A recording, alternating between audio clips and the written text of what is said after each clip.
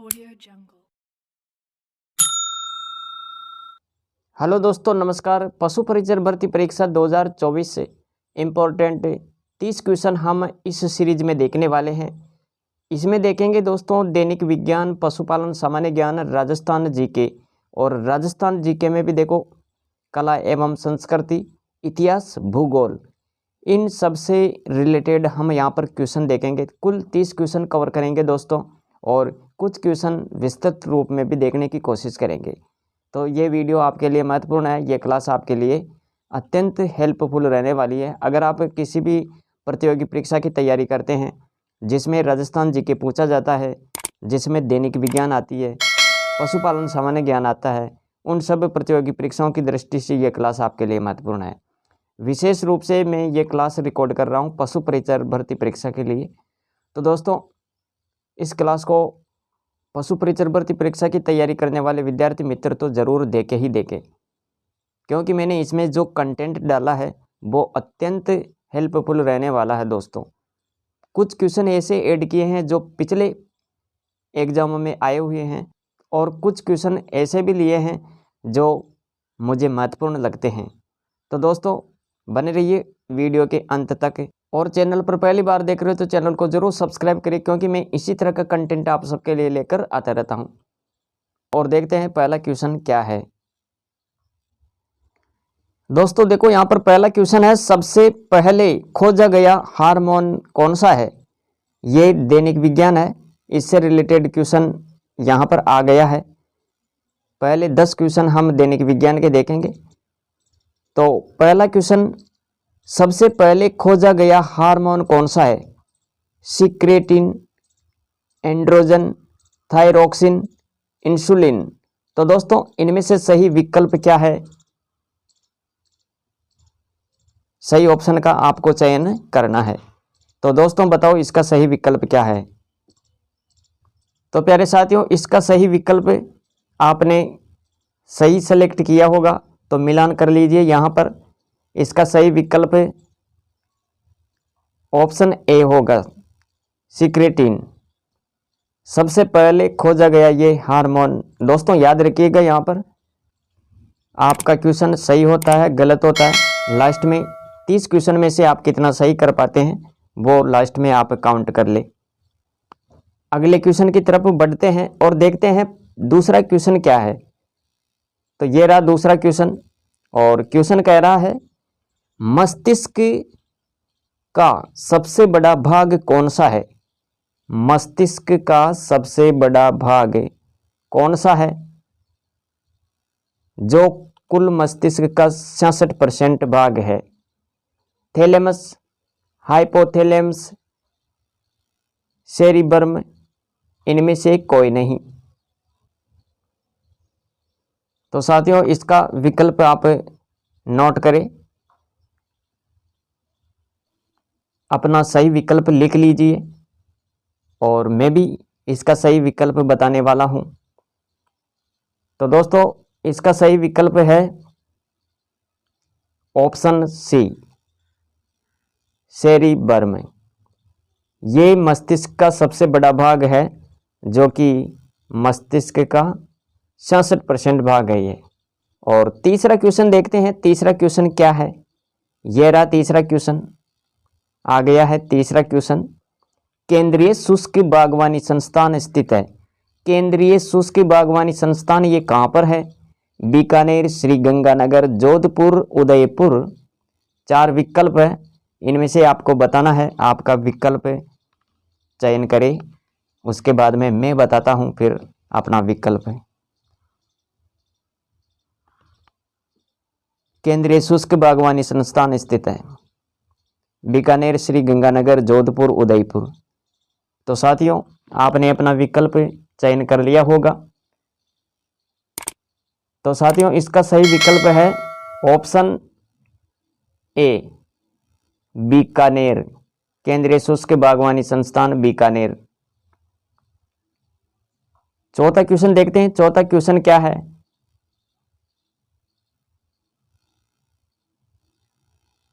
यह रहा चौथा क्वेश्चन। क्वेश्चन है, पशुओं विशेषतः दुधारू गौ के अनुपूरक भोजन के रूप में प्रयुक्त जैव उर्वरक है। क्वेश्चन क्या कह रहा है? पशुओं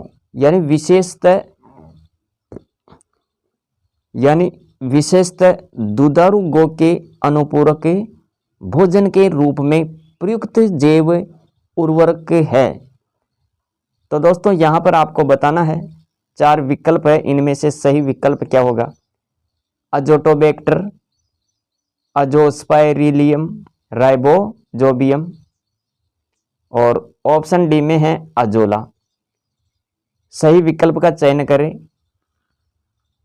आपने अपना सही विकल्प का चयन कर लिया होगा और हमारा सही विकल्प है यहाँ पर ऑप्शन डी, अजोला। दोस्तों यहाँ पर थोड़ी सी जानकारी है जो देख लो आप।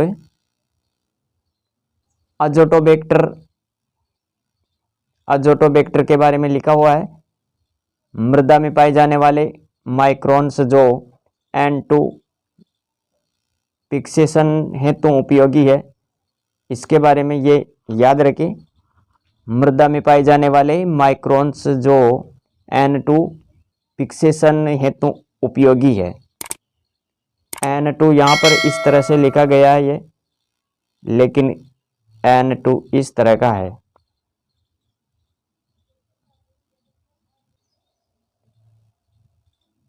फिर ये देखो दूसरा वाला अजोस्पाइरिलियम, इसमें क्या है? मृदा में पाए जाने वाले माइक्रोन्स।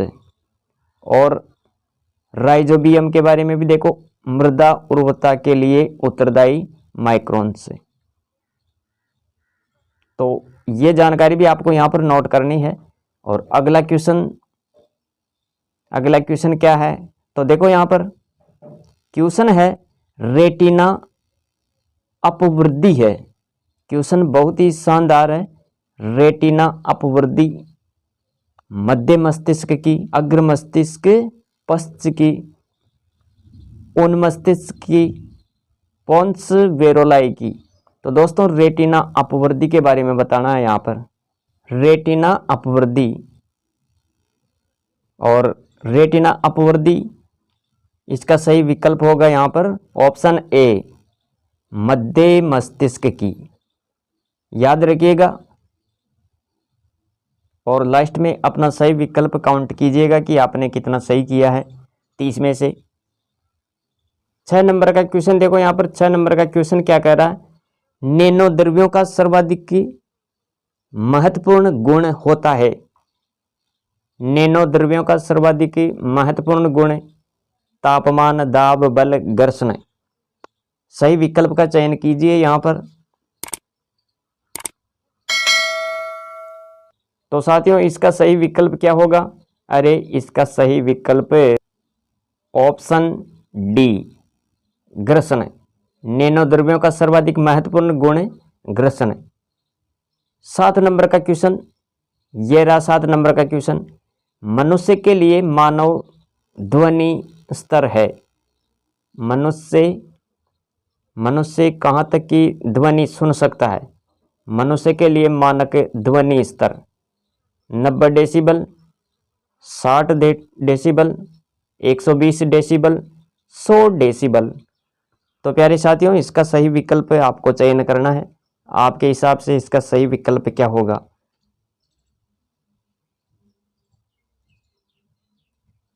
तो यहाँ पर इसका सही विकल्प होगा अरे ऑप्शन ए, 90 डेसिबल। याद रखिएगा यहाँ पर। 8 नंबर का क्वेश्चन देखो। 8 नंबर का क्वेश्चन क्या कह रहा है? ये रहा 8 नंबर का क्वेश्चन। जैव विविधता दिवस कब मनाया जाता है? जैव विविधता दिवस ये कब मनाया जाता है? 30 जनवरी, 15 मई, 29 दिसंबर, 28 फरवरी। तो दोस्तों यहाँ पर इसका सही विकल्प आपको चयन करना है। यहाँ पर इसका सही विकल्प क्या होगा? Option C. ऑप्शन सी में क्या है?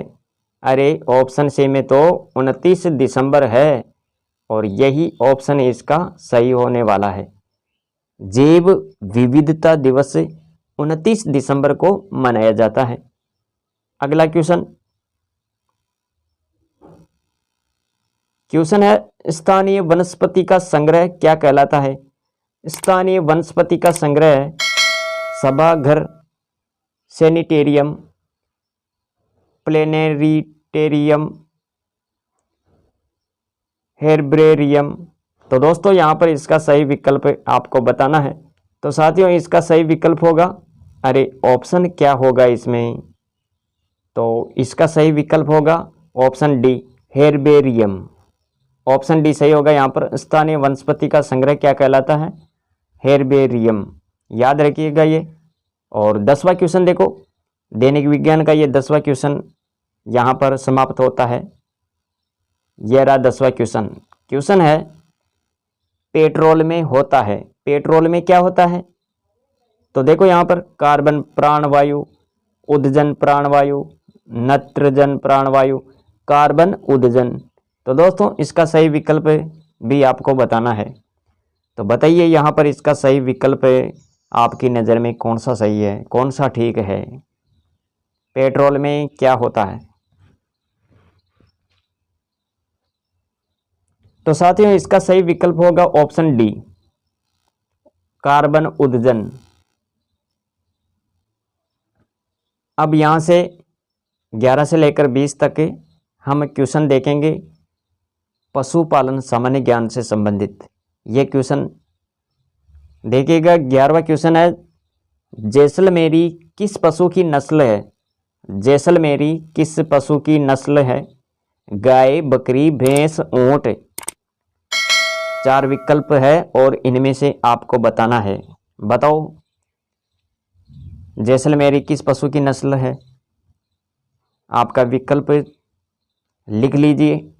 तो दोस्तों इसका सही विकल्प है, जैसलमेरी किस पशु की नस्ल है? Option D. अरे ये तो ऊंट की नस्ल है दोस्तों। ऑप्शन डी सही होगा यहाँ पर। 12 नंबर का क्वेश्चन देखो। 12 नंबर का क्वेश्चन क्या कह रहा है? गजराज घास किसे कहते हैं? गजराज घास किसे कहते हैं? लोबिया, बरसीम, पूसा जाइंट केपियर, MP चरी। तो दोस्तों यहाँ पर इसका सही विकल्प क्या हो जाएगा? नोट करते जाइए सही विकल्प को। जो भी आप विकल्प यहाँ पर सिलेक्ट करना चाहते हैं उसको लिखते जाइए और लास्ट में गिनती कर लीजिए। 30 में से आप कितना सही कर पाते हैं वो लास्ट में पता चलेगा। और सब कमेंट में ज़रूर लिखे 30 में से किसके कितना आता है। तो साथियों इसका सही विकल्प हो जाएगा यहाँ पर ऑप्शन सी, पूसा जाइंट केपियर। गजराज घास किसे कहते हैं? पूसा जाइंट केपियर को कहते हैं। ऑप्शन सी, ऑप्शन सी सही होगा यहाँ पर। 13 नंबर का क्वेश्चन देखो। 13 नंबर का क्वेश्चन क्या कह रहा है?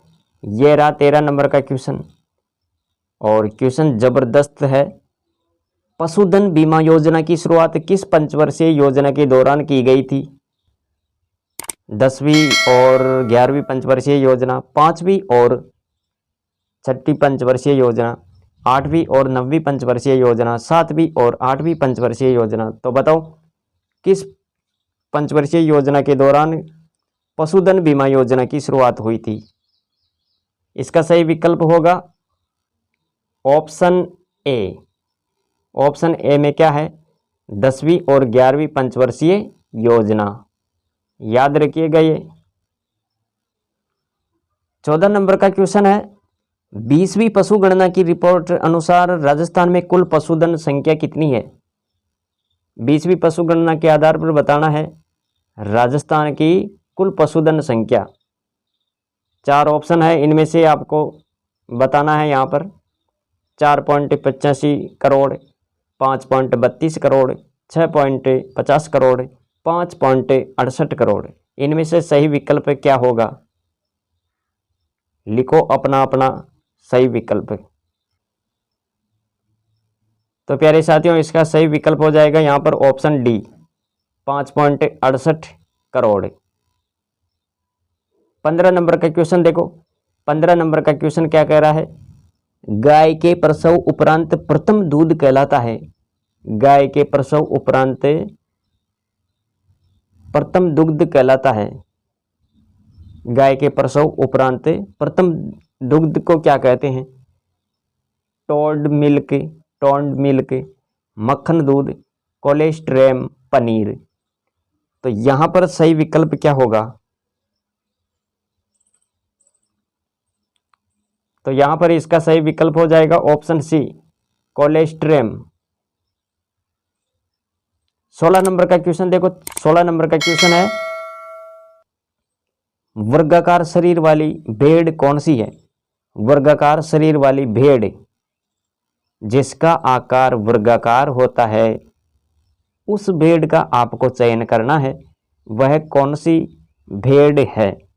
चोकला, मारवाड़ी, मेरिनो, मालपुरी। तो बताओ साथियों, इसमें यहाँ पर इसका सही विकल्प क्या होगा? और सभी अपना विकल्प नोट डाउन करें। साथियों, इसका सही विकल्प होगा ऑप्शन ए, चोकला। ये वर्गाकार शरीर वाली भेड़ होती है, चोकला। 17 नंबर का क्वेश्चन है, केंचुए की महत्वपूर्ण प्रजातियां हैं। केंचुए की महत्वपूर्ण प्रजातियां बतानी है। तो देखो यहाँ पर आइसिनिया फोर्टिडा, आइसिनिया फोर्टिडा, आइसेनिया एंड्रेई, और सी पर है यूड्रिलस यूजिनी, यूड्रिलस यूजिनी। ऑप्शन डी में है उपरोक्त सभी। तो प्यारे साथियों, इसका सही विकल्प क्या होगा? केंचुए की महत्वपूर्ण प्रजातियां। तो बताओ इसका सही विकल्प क्या होगा? अरे इसका सही विकल्प ऑप्शन डी होगा, उपरोक्त सभी। ये सब केंचुए की महत्वपूर्ण प्रजातियां हैं। एक ग्रंथि सिस्टर्न में दूध एकत्रित करने की क्षमता होती है। एक ग्रंथि सिस्टर्न में दूध एकत्रित करने की जो क्षमता होती है वो आपको यहाँ पर बतानी है। तो बताओ कितनी होती है? क्षमता बतानी है, दूध एकत्रित करने की क्षमता एक ग्रंथि सिस्टर्न में। 500 से लेकर 600 ग्राम, 100 से लेकर 200 ग्राम, 200 से 300 ग्राम, या फिर 2 किलोग्राम। तो साथियों, इसका सही विकल्प आपने लिख लिया होगा, चयन कर लिया होगा सही विकल्प का। और मेरा भी यहाँ पर सही विकल्प है ऑप्शन ए, 500 से लेकर 600 ग्राम। ऑप्शन ए होगा यहाँ पर। 19 नंबर का क्वेश्चन है, वर्मोल डेयरी स्थित है। वर्मोल डेयरी कहाँ पर स्थित है? तो देखो यहाँ पर वर्मोल डेयरी के बारे में 4 विकल्प है, बाड़मेर में, जोधपुर में, प्रतापगढ़ में, भरतपुर में। वर्मोल डेयरी का संबंध किस जिले से है? तो सही विकल्प का चयन करना है। फटाफट नोट डाउन कर लीजिए, आपका सही विकल्प क्या होगा यहाँ पर। तो साथियों, इसका सही विकल्प यहाँ पर क्या होने वाला है? अरे इसका सही विकल्प तो ऑप्शन बी होगा, बी, ऑप्शन बी। वर्मोल डेयरी स्थित है जोधपुर में। 20 नंबर का क्वेश्चन देखो, बधियाकरण की रक्त रहित विधि है। 4 विकल्प है, बर्डीजो विधि, खुली विधि, सर्जिकल विधि, उपरोक्त सभी।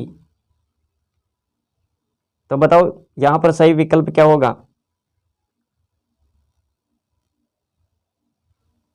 तो साथियों, इसका सही विकल्प होगा ऑप्शन ए। ऑप्शन ए में क्या है? बर्डीजो विधि। याद रखिए, बधियाकरण की रक्त रहित विधि बर्डीजो विधि। 21 नंबर का क्वेश्चन देखते हैं। क्वेश्चन है, अब यहां से दोस्तों याद रखिएगा, राजस्थान जीके पढ़ रहे हैं हम, राजस्थान जीके की ये टेस्ट सीरीज।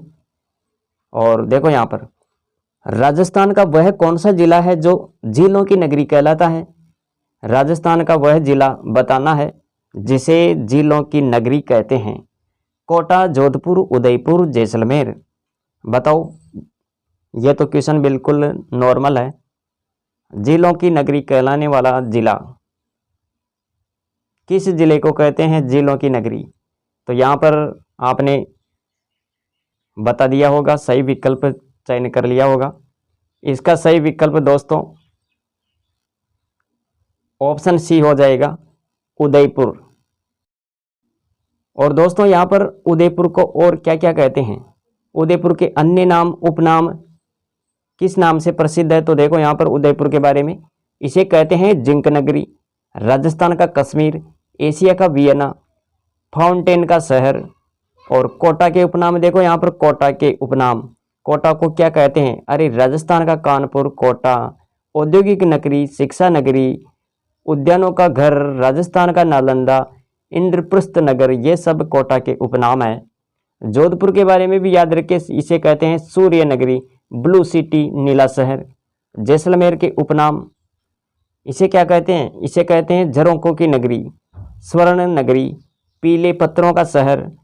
और राजस्थान का अंडमान, रेगिस्तान का गुलाब, हवेलियों का शहर, म्यूजियम सिटी, पंखों की नगरी, ये सब जैसलमेर के उपनाम है। तो दोस्तों हमने यहाँ पर चारों जिलों के उपनाम देख लिए हैं, तो ये आप याद रखें। अगले क्वेश्चन पर चलते हैं, देखते हैं अगला क्वेश्चन क्या है। तो ये रहा 22 नंबर का क्वेश्चन, और क्वेश्चन बहुत ही प्यारा है। मेरू किस भौगोलिक क्षेत्र को कहते हैं? मेरू किस भौगोलिक क्षेत्र को कहते हैं? अरावली पर्वतीय प्रदेश, दक्षिणी पूर्वी पठारी भाग, थार का मरुस्थल, पूर्वी मैदानी भाग। तो दोस्तों यहाँ पर आपकी तरफ से सही विकल्प क्या होगा, बता दो फटाफट, नोट कर लो अपना सही विकल्प। तो प्यारे साथियों, इसका जो सही विकल्प है, मेरू किस भौगोलिक क्षेत्र को कहते हैं, तो याद रखिएगा यहाँ पर। तो प्यारे साथियों, इसका जो सही विकल्प होगा ना, वो होगा अरावली पर्वतीय प्रदेश। मेरू किस भौगोलिक क्षेत्र को कहते हैं, तो याद रखिए अरावली पर्वतीय प्रदेश को मेरू कहते हैं। मेरू किस भौगोलिक क्षेत्र को कहते हैं, तो अरावली पर्वतीय प्रदेश का जो भौगोलिक क्षेत्र है उसे मेरू के नाम से जाना जाता है। तो ये जानकारी आपको यहाँ पर याद रखनी है। और कुछ महत्वपूर्ण जानकारी और देखेंगे हम यहाँ पर। ये रही महत्वपूर्ण जानकारी। सुंडा पहाड़ी ये कहाँ पर है? ये तो जालौर में है। और मुकुंदरा पहाड़ियाँ ये कोटा झालावाड़, त्रिकुट पहाड़ी जैसलमेर, देसूरी नाल दर्रा ये कहाँ पर है जी? ये तो पाली में है। ओहो, ये पाली में है क्या? फिर हाथी गुड्डा दर्रा ये कहाँ पर है? तो याद रखिए हाथी गुड्डा नाल दर्रा ये तो राजसमंद से संबंधित है। देश हरो ये उदयपुर, जरगा और रागा मध्य हरा भरा क्षेत्र है ये। तो इतना फैक्ट आपको यहाँ पर नोट करना है। इसके बाद में 23 नंबर का क्वेश्चन देखो, राजस्थान में सबसे अधिक सतही जल वाली नदी कौन सी है? राजस्थान में सबसे अधिक सतही जल वाली नदी का नाम बताना है। बनास, चंबल, लूनी, कोठारी, चारों में से सही विकल्प क्या होगा, तो बताओ देखें।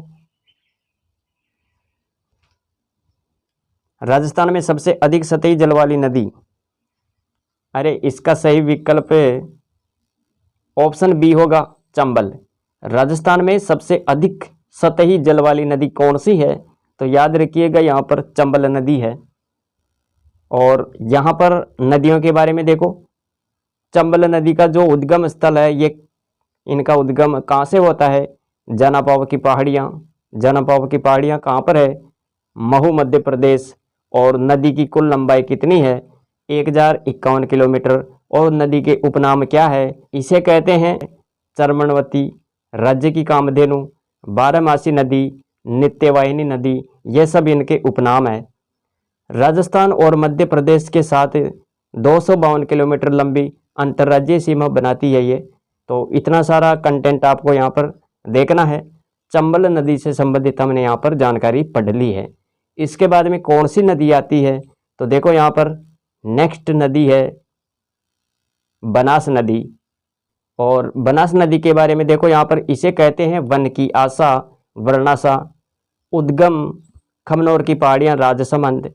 राजस्थान में पूर्ण बाहु की दृष्टि से सबसे लंबी नदी मानी जाती है।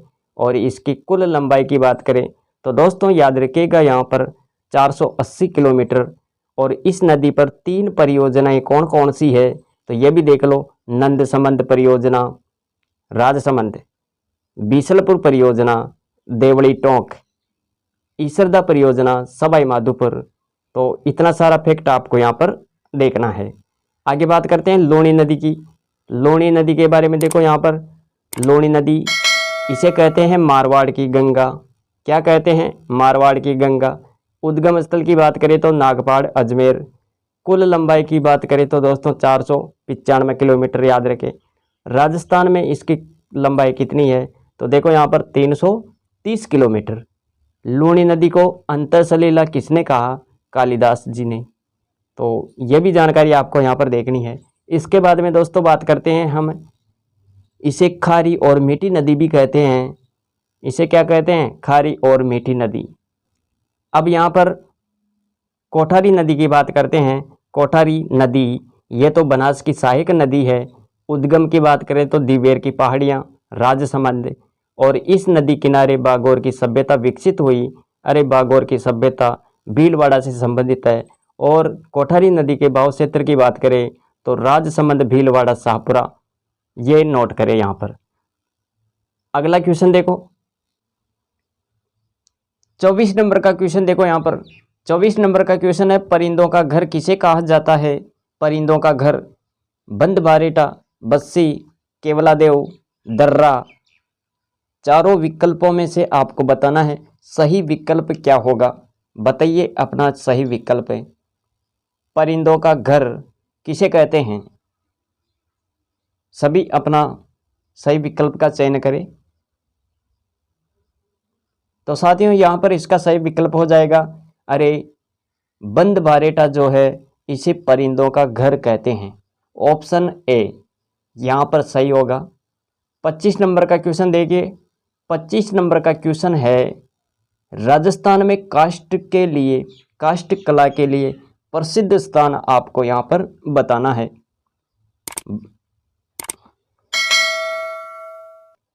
तो देखो यहाँ पर बाड़मेर, आकोला गांव, मोलेला गांव, बस्सी, चित्तौड़गढ़ इसका सही विकल्प है। राजस्थान में काष्ठ कला के लिए प्रसिद्ध स्थान, सही विकल्प का चयन करें। तो साथियों यहाँ पर इसका सही विकल्प हो जाएगा, अरे इसका सही विकल्प क्या होगा? इसका सही विकल्प ऑप्शन डी होगा, बस्सी, चित्तौड़गढ़। राजस्थान में काष्ठ कला के लिए प्रसिद्ध स्थान क्या है? याद रखिए, बस्सी, चित्तौड़गढ़। ऑप्शन डी सही होगा इसमें, बस्सी, चित्तौड़गढ़। नेक्स्ट क्वेश्चन देखो, अगला क्वेश्चन क्या है। तो यहाँ पर कुछ जानकारी है, ये भी देख लो।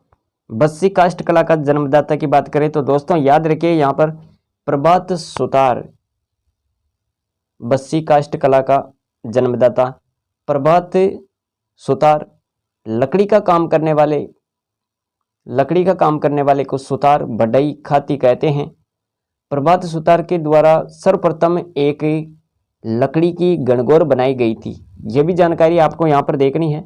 और काष्ठ कला के लिए जो प्रसिद्ध स्थान है ये बस्सी, चित्तौड़गढ़ है। यहाँ पर आपका सही विकल्प डी हो जाएगा। तो ये भी जानकारी आप नोट कर ले। बस्सी काष्ठ कला का जन्मदाता प्रभात सुतार, और लकड़ी का काम करने वाले को क्या कहते हैं? सुतार बढ़ई खाती। और प्रभात सुतार के द्वारा सर्वप्रथम लकड़ी की गणगौर बनाई गई थी। काष्ठ कला के लिए प्रसिद्ध स्थान की बात करें तो दोस्तों बस्सी, चित्तौड़गढ़ याद रखिएगा यहाँ पर। और अगला क्वेश्चन देखते हैं। क्वेश्चन है, गोबर गैस गांव नाम से विख्यात है। गोबर गैस गांव नाम से विख्यात है, सही विकल्प का चयन करना है। सिलोई, डूंगरपुर, लालसोट, दौसा, लालसोट, दौसा, मांडलगढ़, भीलवाड़ा, रामगढ़, जैसलमेर। तो गोबर गैस गांव के नाम से विख्यात गांव कौन सा है? ऑप्शन आपका यहाँ पर क्या सही होने वाला है? तो बताइए सही विकल्प क्या हो जाएगा यहाँ पर। तो प्यारे साथियों यहाँ पर इसका सही विकल्प क्या होगा? गोबर गैस गांव नाम से विख्यात गांव सिलोई, डूंगरपुर। याद रखिए सिलोई गांव। ऑप्शन ए सही होगा यहाँ पर। नेक्स्ट क्वेश्चन 27 नंबर का क्वेश्चन है, संगीत राज किसने लिखा? संगीत राज ये ग्रंथ है और ये किसने लिखा? राणा कुंभा ने, कान व्यास ने, चंद्रभान ने, रत्न सिंह ने। सही विकल्प का चयन करना है। इनमें से सही विकल्प क्या होगा? संगीत राज किसने लिखा था? संगीत राज के बारे में बताना है आपको। संगीत राज किसने लिखा था?